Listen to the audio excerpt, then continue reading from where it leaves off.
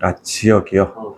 아, 솔직히 저는 아까도 말씀드렸듯이 좀 구도심을 좋아해요. 이미 상권이 형성된 곳. 그런 곳들은 상가를 투자를 하더라도 이미 집합 건물의 상가들이 많지도 않아요, 솔직히. 그러니까 뭐 홍대를 가더라도 물론 뭐 큰 빌딩들이 있어가지고 거기 집합 상가들이 있는 것도 있거든요. 근데 그런데 공실도 별로 없어요. 근데 잘 찾아보면 좋은 조건에 나올 수가 있거든요. 그러니까 홍대라든지 뭐 건대라든지 기본적으로 구도심에 잘 되어 있는 곳들이 있어요. 상권 당연히 좋죠. 그 지하철과 가까운 곳들. 그런 곳들 찾는 것도 좀 추천드리고요.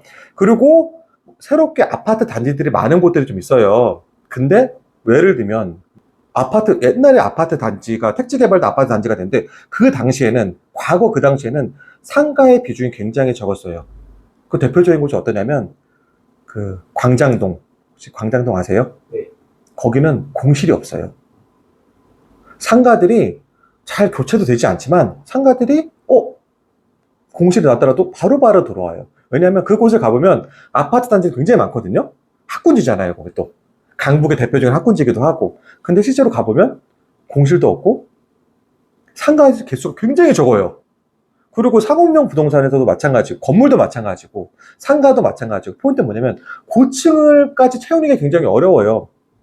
상업용 부동산 기본적 특징이 뭐냐면 1층까지는 괜찮아요. 2층까지도 괜찮은데 3층에서부터 고민이거든요. 근데 광장동 같은 경우는요, 고층에서도 굉장히 임대가 잘 되고 있어요. 왜냐면 학군지대 특징은 뭐냐면, 대치동도 마찬가지지만 학원들의 입차가 들어오거든요. 그러다 보니까 아파트 단지수, 세대수, 배우수는 굉장히 큰데 상가들이 부족한 이런 곳들, 이런 것도 한 번에 공략하면 괜찮을 거라고 생각이 듭니다. 예. 그, 그러니까 저 같은 경우는 사실은 상가가 좀 어려운 부분 중에 하나예요. 왜냐면 일단 첫 번째로 가지는 생각은 상가는 돈이 있는 사람들이 일단 하는 거다 라는 생각이 첫 번째가 있고, 예를 들면 아파트 같은 경우는 뭐 작게는 지방, 그 다음은 수도권에 얼마로, 그 다음에는 수도권 서울에 뭐 예를 들면 노원, 마용성이나 마용성이 아니죠, 노도갑이나 금강구처럼 좀 외곽 지역으로 투자하고, 다시 그 다음에는 이 금액에서는 뭐 동대문구나 뭐 이런 식으로 단계별로 뭔가 급지도 있고 나에 맞는 가진 거에 대해서 뭔가 투자별로 이런 게 조금은 명확한데, 일단 상가는 이거 상가나 건물은 저거 돈 있는 사람들만 하는 거 아니야? 연예인들만 하는 거 아니야? 라는 생각 때문에 사실 쉽게 접근을 못하는 사람이 좀 대부분일 것 같거든요. 그런 거에 대해서 대표님은 어떤 이야기를 해주고 싶나요? 좋은 질문이세요. 그러니까 대부분 사람들, 대한민국의 90%는 아파트 투자에서 끝나요. 대부분이 그래요. 상가까지 안 가요. 건물까지도 안 가고. 그리고 요즘에 최근에는 뭐 경매도 많이 한다고 그러지만 경매 이런 건 생각도 못 해요. 대부분 90%는 그냥 아파트 투자해서 내가 좋은 아파트 사는 게 가장 최종적인 목적이거든요.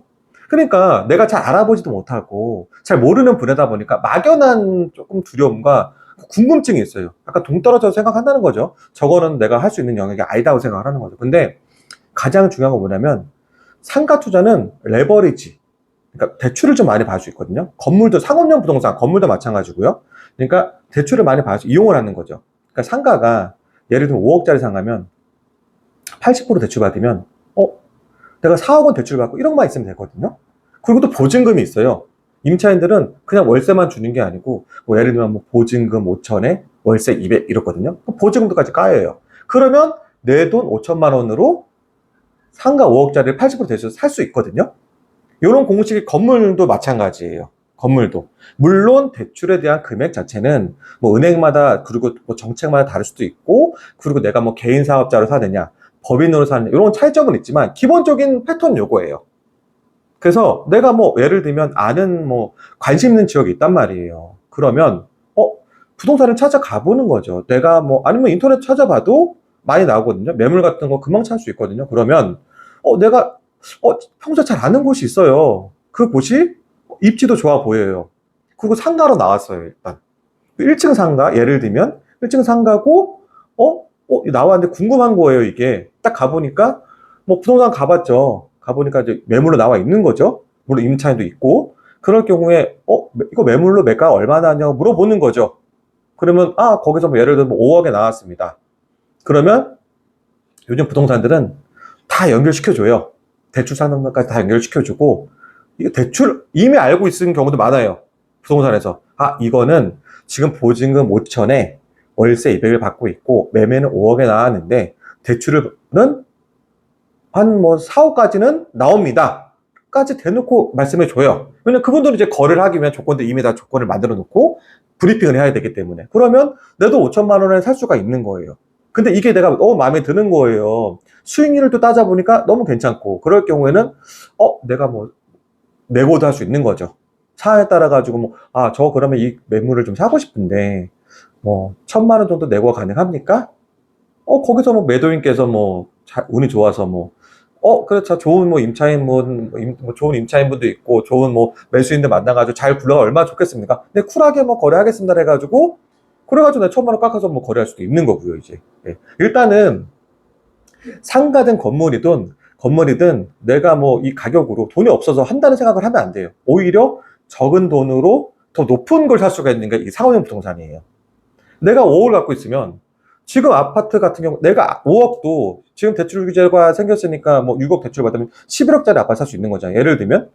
근데 10억짜리 아파트 사는데 그 이상은 내가 뭐 받고 싶어도 받을 수는 없는 거고, 그리고 6억이라는 대출을 받을 경우에는 굉장히 소득 수준이 높아야 돼요. 실제로 더 타이트해요. 오히려 주택 투자가 더 타이트한 감이 있고요. 상업용 부동산은 반대로 또 오히려 대출에 대한 부분들이 주택보다는 좀 약간 좀 룸이 좀 있는 경우가 많아요. 그 5억이면 뭐 20억짜리 건물을 살 수 있고, 예를 들면. 그럼 11억과 20억은 자산 가치가 완전 다른 거잖아요. 그래서 접근 방법도 조금만 생각이 좀 다르면 상업용 부동산은 오히려 저 적은 돈으로도 큰 자산을 가질 수 있는, 오히려 기회라고 봐야 된다는 거죠, 이거를. 그래서 이거는 뭐 남의 얘기다, 뭐 연예인들 얘기다 이렇게 생각하지 마시고, 실제로 연예인들도 적은 돈으로 레버리지를 굉장히 많이 이렇게 사는 경우거든요. 90% 이상을 다 대출을 받아가지고.